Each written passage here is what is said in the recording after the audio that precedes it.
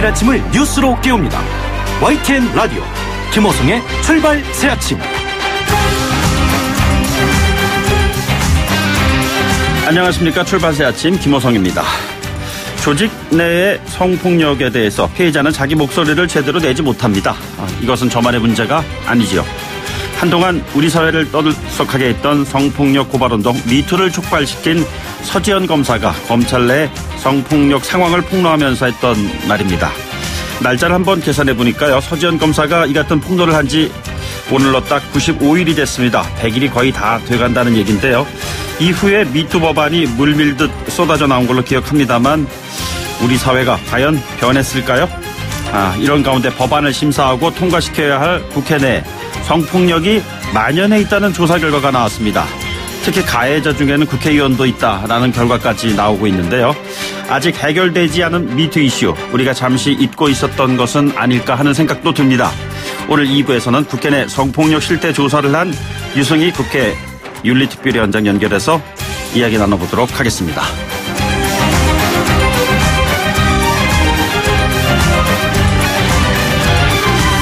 네, 인정합니다.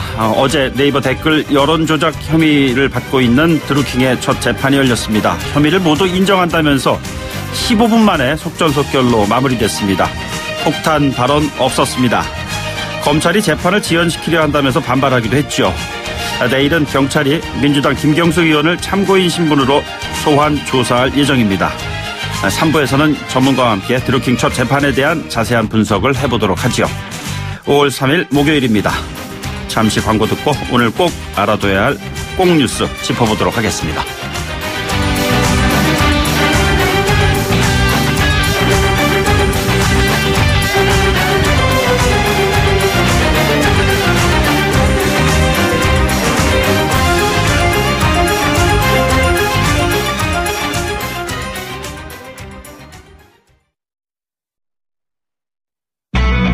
YTN 라디오 김호성의 출발 새아침.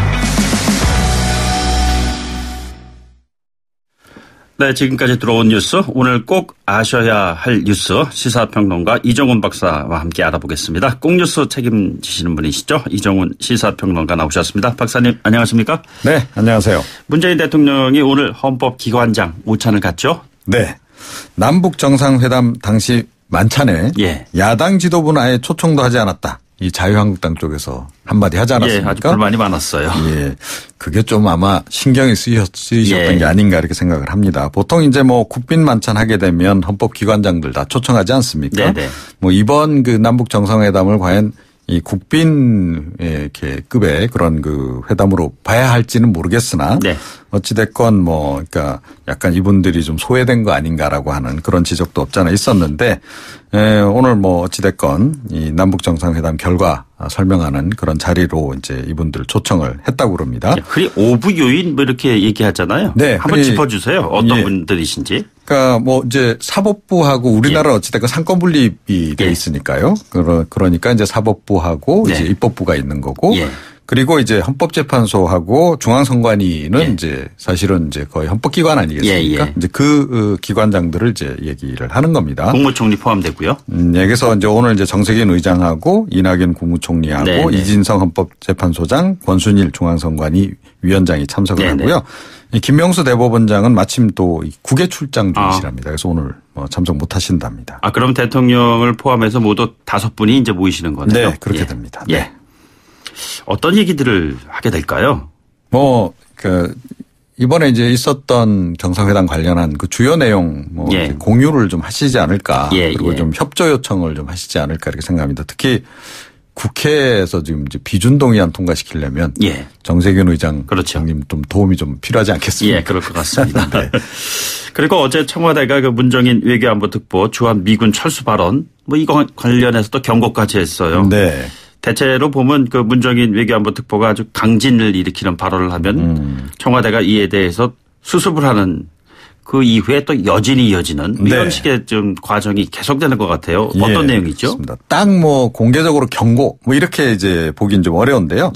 아시다시피 이제 문정인 그 외교안보 특보가 이제 언론 기고문에서 이야기한 게 좀 논란의 시발점이 아닙니까? 그러니까 평화협정에 체결된 된 뒤에는 한국에서 주한미군의 지속적인 주둔을 정당화하기 어렵다라고 이제 한 부분인데 예. 이게 결국 문재인 대통령 복심 아니냐라고 예. 이제 뭐 비판론이 이제 제기가 된 거죠. 그러니까 임종석 비서실장이 어제 이제 문특보에게 전화를 걸었다는 겁니다. 그래서 네네. 대통령 입장과 혼선이 빚어지지 않게 해달라. 네네. 이렇게 이제 완곡하게 이제 이야기를 한 거긴 한데 이게 뭐 사실상 그래도 이게 경고나 다름없는 거 아니냐라고 예. 하는 이제 해석이 나오는 거고요.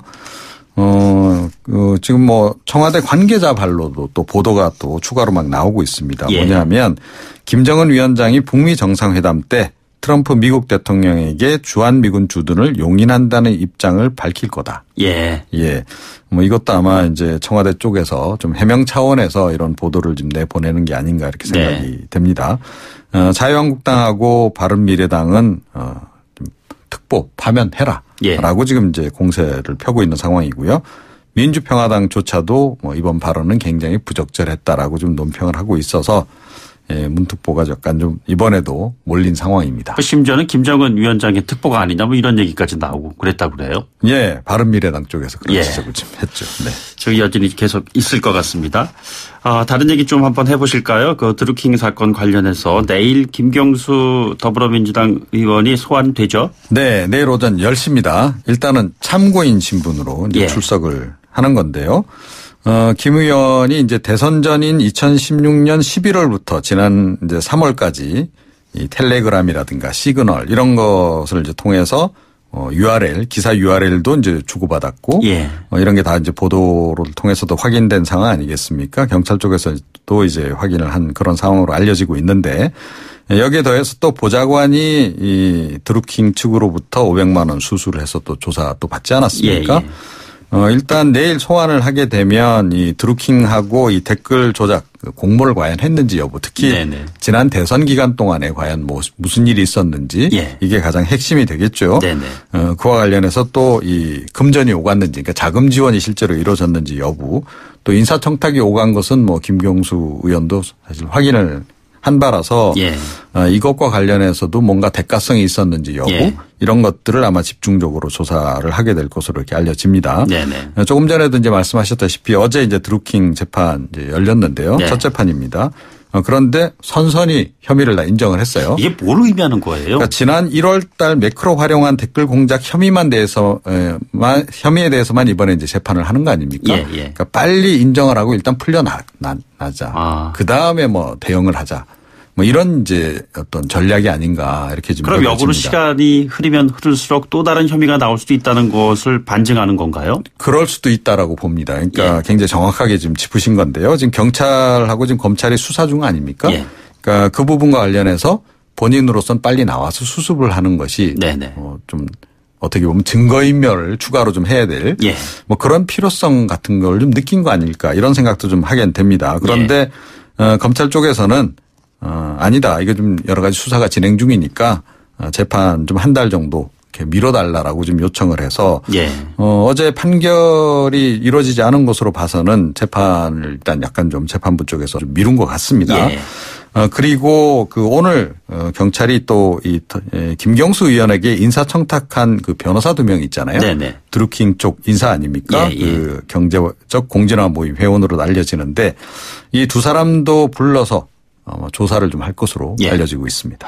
흔히들 세상에 뭐 없는 게 공짜가 없고 비밀이 없고 뭐 그렇다고 그러는데 다 연결이 좀 돼 있어요. 이번 사건의 흐름을 보면요. 상식적으로는 그렇죠. 예. 네. 저도 뭐 공짜 없더라고요, 사람이니까. 속보를 좀 봐야 될 것 같습니다. 예, 그리고 조양호 한진그룹 회장 그 자택에서 네. 비밀 공간이 발견됐다고 그래. 이게 자택에 비밀 공간이 있을 필요가 있나 싶은 생각이 드는데요. 이게 무슨 얘기죠? 이래서 대대적으로 예. 그 인테리어 공사를 또 하셨던 거 아닌가 이런 생각 좀 들긴 해요. 예. 일단 이 세관이 그런 제보를 접수를 했답니다. 네. 그래가지고 이제 어제 오전 11시부터 오후 9시 20분까지 굉장히 장시간 압수수색을 진행을 했어요. 예.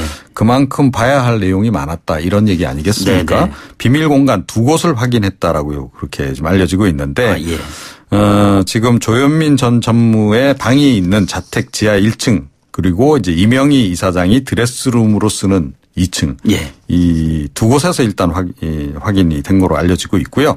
귀중품, 고가의 미술품 이런 것들이 있지 않았을까라고 이제 얘기가 나오고 있는데 그런데 관세청이 압수수색 이후에 뭘 거기서 발견했는지에 대해서는 지금 함구를 하고 있습니다. 네네. 그래서 더 사실은 약간 의구심도 좀 일고 있는데 그 안에서 사실은 비밀 장부도 좀 나올 수 있는 거고 네네. 또 무기명 채권 이런 것도 나올 수도 있는 거고 예. 이런 거 아니겠어요. 그래서 지금 안 그래도 지금 관세청하고 한진그룹의 지금 유착 의혹이 지금 이제 불거진 상황이어서 네네. 이거 좀 관세청이 혹시나 또 좀 조회장 일가를 도우려고 이러는 거 아니냐라고 하는 그런 의구심도 예. 다른 한편에서 일고는 있습니다. 잘 하셔야 될 것 같습니다. 예, 네. 좀 전에 비밀이 없다는 말도 서로 나눴습니다만 이 비밀의 방에서 말이죠. 어떤 비밀이 또 나올지 궁금한 대목이기도 합니다. 네. 예, 오늘 말씀 여기까지 듣도록 하겠습니다. 예, 네. 지금까지 이종훈 시사평론가였습니다. 고맙습니다. 여러분은 지금 FM 94.5MHz로 방송되고 있는 YTN 라디오 김호성의 출발 새 아침을 듣고 계십니다. 의견 주실 분은 짧은 문자 50원, 긴 문자 100원의 이용료가 드는 휴대전화 메시지 샵 0945 우물정 0945번으로 의견 남기실 수 있습니다.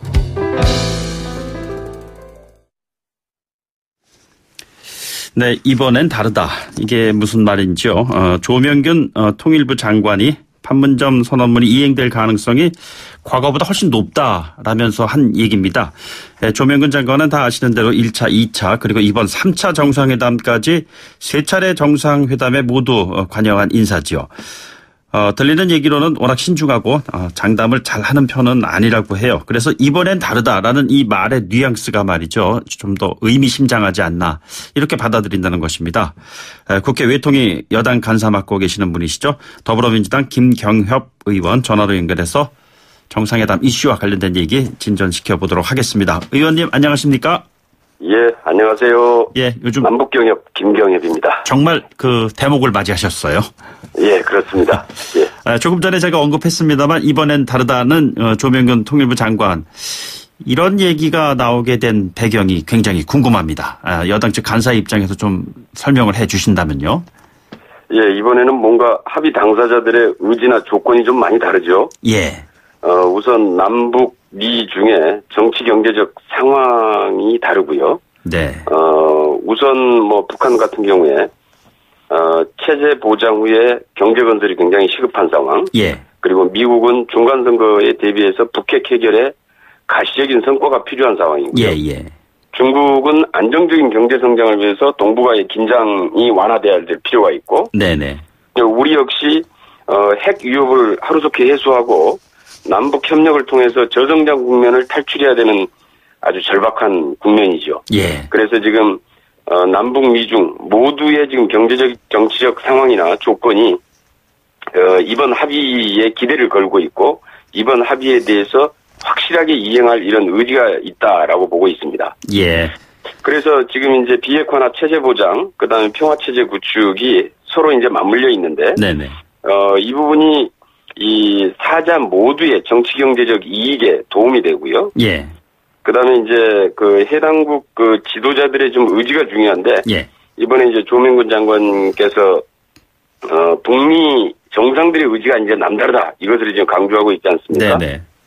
서로 이제 강한 의지를 가지고 있고 그렇기 때문에 이 강한 의지가 그 기존에 불신의 문제를 일정 정도 해결할 것이다 이렇게 보는 것 같습니다. 그 조금 전에 남북미 중 다 말씀해 주셨는데요. 조명균 장관은 그 남북미 요 세 나라 리더십에서 과거와는 차이가 있다 이런 얘기까지 했어요. 예. 무슨 어떤 리더십의 차이를 말하는 걸로 봐야 할까요? 우선 그 당사자들의 이제 조건이 다르면서 굉장히 절박함이 있는 거죠. 예. 그리고 이제 그 중에 대표적인 것 중에 하나는 지금 과거의 북핵 문제 협상 때와는 다르게 지금은 이행과 검증을 담보할 시간이 있습니다. 예. 그러니까 이제 이게 뒤바뀔 시간이 별로 없는 거죠. 네네. 과거의 회담을 보면 이제 집권 말기나 또는 정권 교체기에 이루어져 가지고 이게 이제 하다가 이제 바뀌면은 사실 이게 이제 자꾸 이제 약속 이행 이행 검증 문제 논란이 발생하고 이행할 시간이 담보가 되지 않다 보니까 정권이 바뀌면 이제 이게 이 합의가 뒤집어지는 거 아니겠습니까? 예.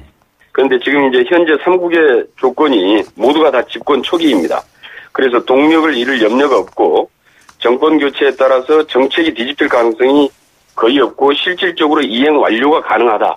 이런 시간적인 이 시간이 보장돼 있다라고 하는 게 가장 큰 차이인 것 같습니다. 네. 보면은 말이죠. 정권 말기간이라 초기에서 회담이 이루어진 것이 긍정적인 요인이다. 이런 얘기들을 많이 평가하시는 것 같은데요. 그럼에도 불구하고 조금 전에 그 뉴스 콩뉴스에서도 언급을 했습니다만 문정인 대통령 외교안보 특보 발언 같은 경우는 정치권에서 지금 계속 쟁점화되고 있지 않습니까? 뭐가 좀 통일되어 있지 않은 의견들이 서로 왔다 갔다 하는 게 아닌가라는 그러한 좀 불안감도 있어요. 이 부분에 대한 생각은 어떻게 가지고 계시는지요? 예, 먼저 문 특보의 정확한 워딩을 보면은 평화협정 체결 이후에 주한미군 주둔의 정당성 문제를 제기한 것인데요. 예. 그 정확한 의미는 좀 알 수 없겠지만은 일단 문재인 정부의 공식 입장은 아닙니다. 그리고 학자로서 개인의 의견으로 보이고요. 분명한 것은 평화협정 체결이 주한미군 철수를 전제로 한다라고 하는 지금 이제 일부 야당에서 지금 그런 주장을 하고 있는데요. 예. 이것은 전혀 사실이 아닙니다.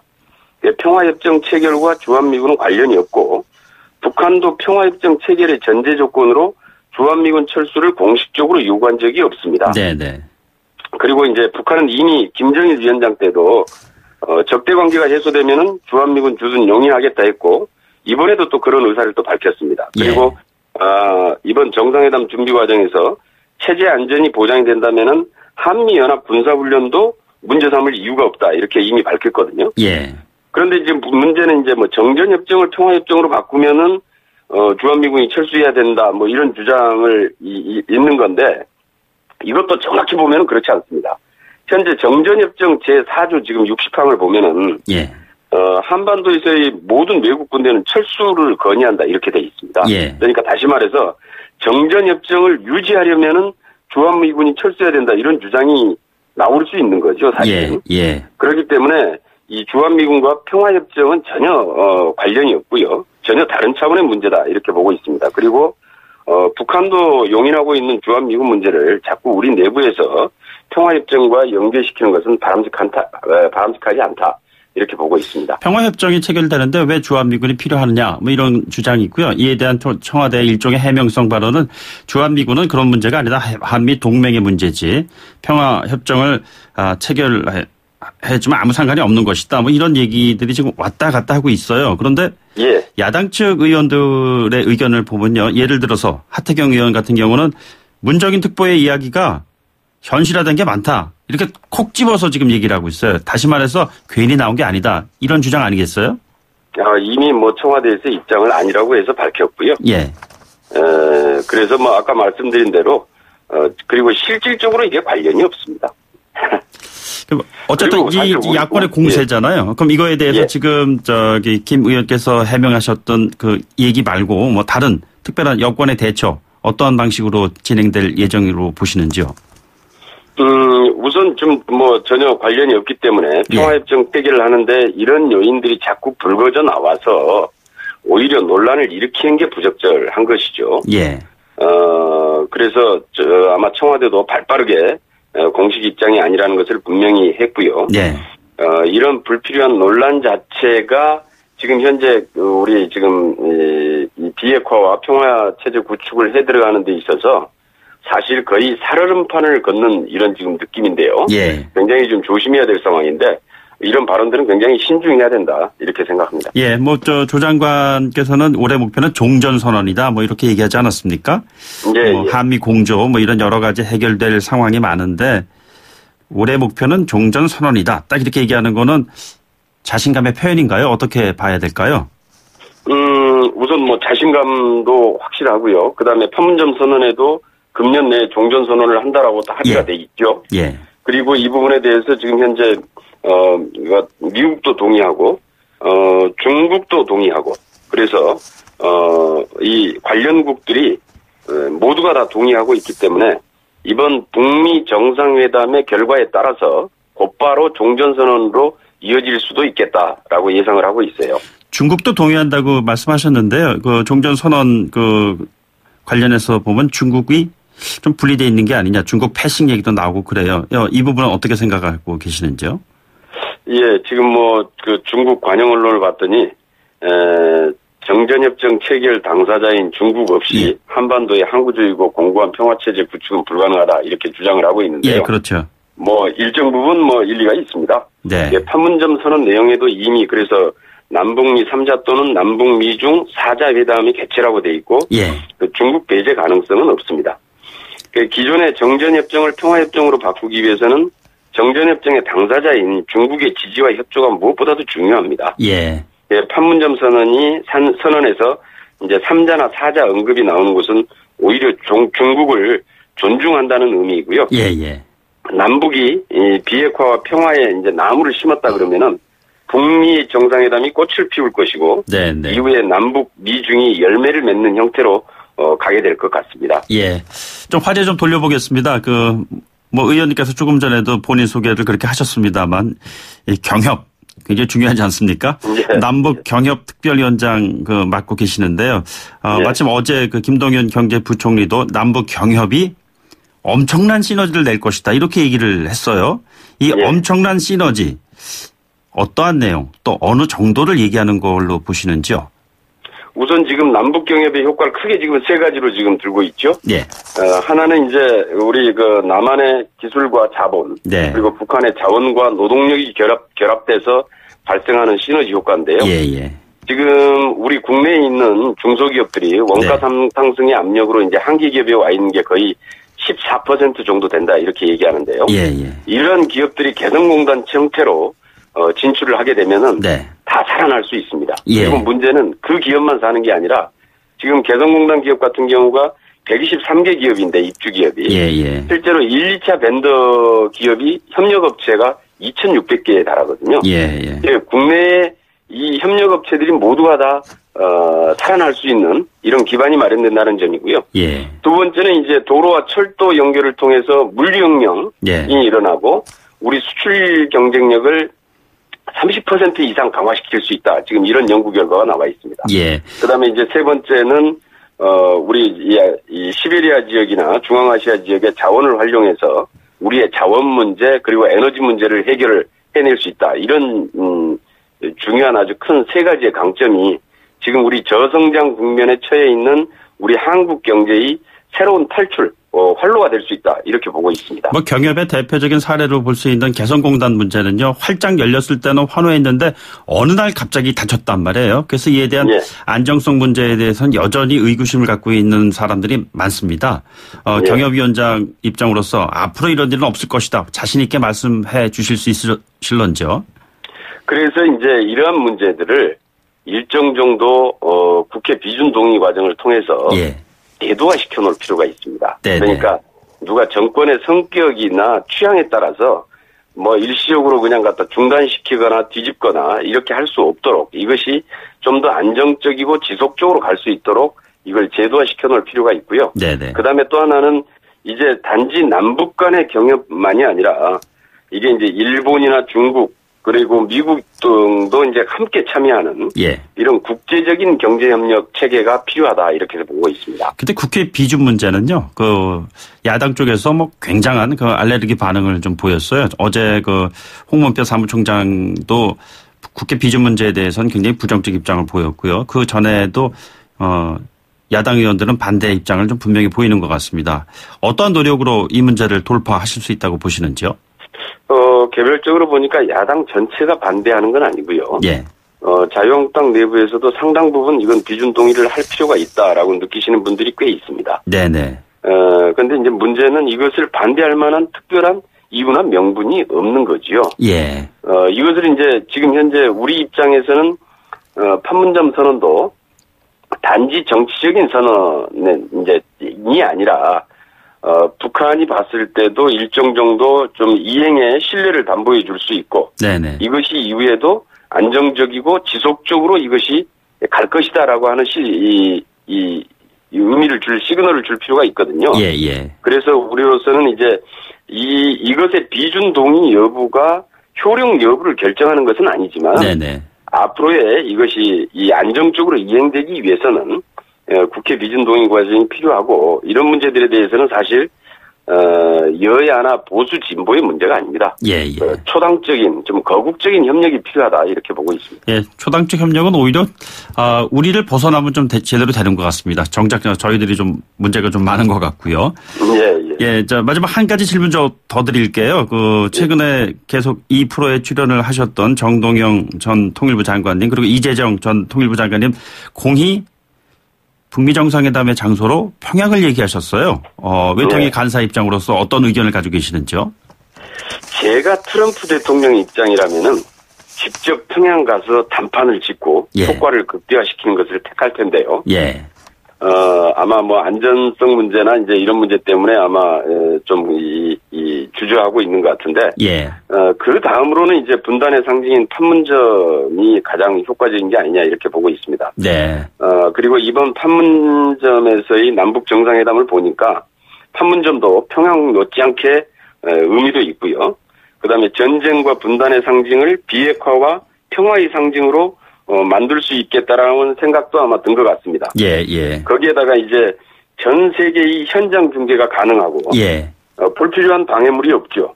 안정성이 담보될 수 있고요. 네네. 그다음에 북미회담의 성과에 따라서는 곧바로 남북미 3자회담도 가능하지요. 그러니까 이런 장점들로 봤을 때 지금 판문점이 유력하게 부각되고 있는 거 아니냐 이렇게 보고 있습니다. 예. 오늘 말씀 여기까지 듣도록 하겠습니다. 오늘 고맙습니다. 네, 감사합니다. 네, 지금까지 더불어민주당 김경협 의원이셨습니다. 자, 1부 마치고요. 잠시 광고 듣고 2부 돌아오겠습니다. 소통의 아침을 여는 공정한 목소리 YTN 라디오 김호성의 출발 새 아침. 네, 최근 우리 사회를 들끓게 했던 그 내용 관련해서 미투 이슈 잠시 뒤에 이어가도록 하겠습니다. YTN 라디오 김호성의 출발 새 아침. 네, 한동안 우리 사회 가장 뜨거운 감자였어요. 그런데 요즘 남북 정상회담, 드루킹 뭐 이런 이슈, 굵직한 이슈에 가려서 지금 나타나지 않고 있는 거 아닌가 이렇게 생각하시는 분들도 많이 계실 텐데요. 하지만 우리 사회 미투 운동 여전히 진행 중입니다. 어제 이를 반증하는 조사 결과가 또 하나 나왔습니다. 직접 설문조사를 진행한 유승희 국회 윤리특별위원장 전화로 연결해서 이야기 나눠보도록 하죠. 의원님 안녕하십니까? 네, 안녕하십니까? 예, 몇 년 전에 봄날은 간다라는 노래를 부르셨던 기억이 제가 갑자기 나더라고요. 봄날이 지금 가지는 않고 계속 지금 봄날인데요. 네. 국회 성폭력 실태 조사, 이 미투 이슈에 관련된 이야기가 나온 것 같아요. 어떤 내용이죠? 예, 이번 조사가 국회의원하고 또 의원회관에 근무하는 보좌진을 대상으로 해서 이루어졌는데요. 예, 설문지를 1,818부 배부를 했어요. 그럼 명수로 환산하면 되나요? 저희가 18명이다 이거죠? 예, 근데 이제 그 중에서 958부가 회수되었기 때문에 응답률이 52.7%입니다. 굉장히 높게 나온 거죠.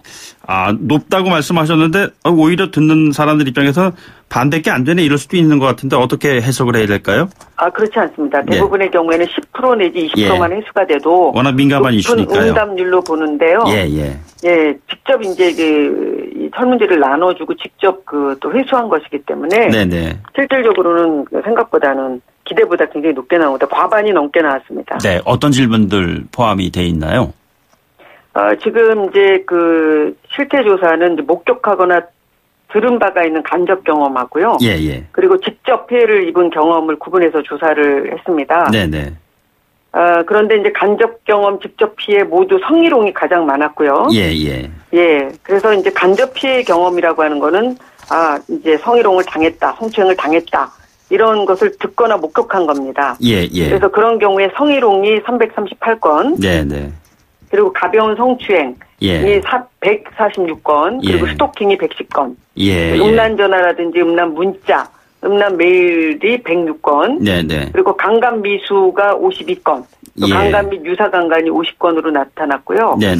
그리고 하나는 이제 직접 피해를 입은 유형으로는 성희롱이 99건, 그리고 가벼운 성추행이 61건, 음란 전화, 음란 문자, 음란 메일이 19건, 아주 심한 성추행이 13건, 스토킹 10건, 그 다음에 강간 및 유사강간도 2건이 있었고요. 네네. 강간 미수도 1건으로 직접 피해를 받았다. 이렇게 설문조사 결과 나타났습니다. 가해자 중에는 현직 국회의원도 포함되어 있는 건가요? 국회의원의 경우에는 이제 많지는 않은데요. 네. 한 10건 정도가 있는데 유형상 음란전화, 음란문자, 음란메일이나 성희롱이 이제 1건 8건이고요. 그 다음에 이제 가벼운 신체 접촉을 동반한 성추행이 2건 이렇게 있습니다. 실질적인 실명 밝히실 수 있는 건가요? 없는 건가요? 이 부분은 저희가 철저하게 익명성을 전제로 해서 네. 조사를 했고, 네.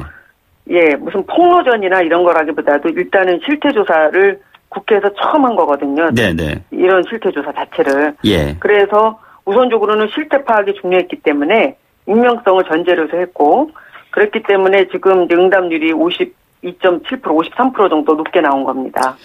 이게 익명성이라는 것이 개인의 프라이버시 존중 차원에서 마땅히 있어야 되는 부분입니다만 미투 이슈는 말이죠. 저희들이 이 부분을 해결의 의지를 갖고 접근하지 않으면은 다시 또 재현된다는 그런 우려가 더 크지 않겠습니까? 그렇죠. 예, 지금 네네. 윤리 특별위원장 맡고 계시는데요. 성폭력의 가해 의원 색출해 내셔야 되는 것 아니냐 이런 의견도 적지 않거든요.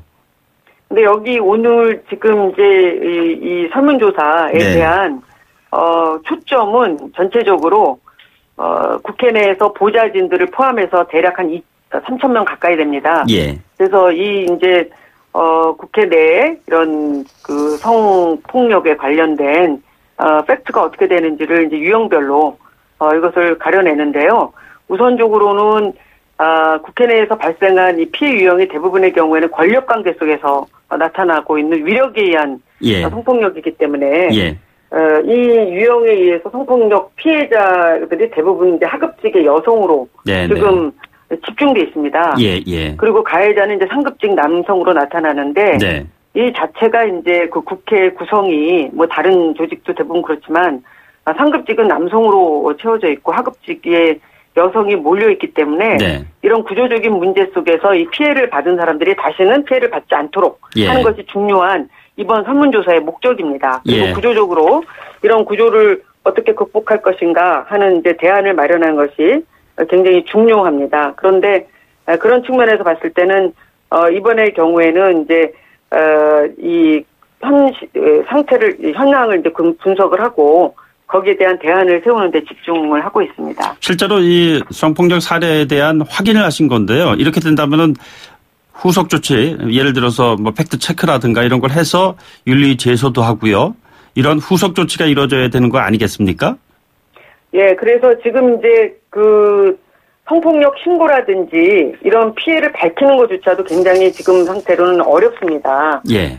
그러니까 지금 이제 응답한 사람들 86명의 피해자 중에 피해를 받았는데 그러면은 누구한테 도움을 요청한 적이 있느냐 예. 했을 때 대부분의 경우에는 그냥 동료라든지 아니면 타 의원실의 동료 같은 내부적으로 이 문제를 해소하는 경우가 많고 예. 대부분의 경우 이제 42.9%의 경우에는 도움을 받지 못했다 아예.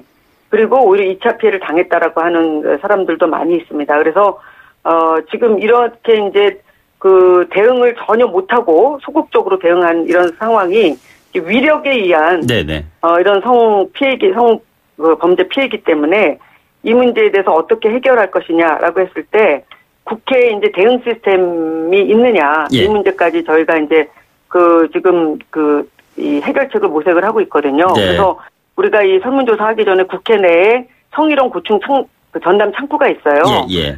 그런데 이제 이런 경우에는 이 대부분 피해자의 상담 요구가 거의 한 건도 없었습니다. 네네. 그리고 외부에 이런 상담을 요청한 경우도 한 건 정도밖에 없었거든요. 예. 근데 왜냐하면은 이제 자기가 이 피해를 받고서도 이 피해를 이제 호소할 경우나 아니면 다른 데다가 이제 이렇게 호소할 경우에 요청할 경우에 2차 피해를 예. 이제 또 당할까봐 두려움이 앞선 거죠. 그렇죠. 그리고 실질적으로는 2차 피해까지 당한 경우도 많고 네네. 만약에 이런 내가 그 피해를 당했다 해서 이것을 이제 밝힐 경우에는 일단 직장을 그만둘 각오를 하거나 아니면 해고를 각오를 해야 되기 때문에 대부분의 경우에는 적절한 대응을 하지 못한 경우가 많이 있습니다. 근데 의원님 지금 더 말씀 도중에요. 5698님이 지금 문자를 하나 보내오신 게 있어요. 내용이 뭐냐면요.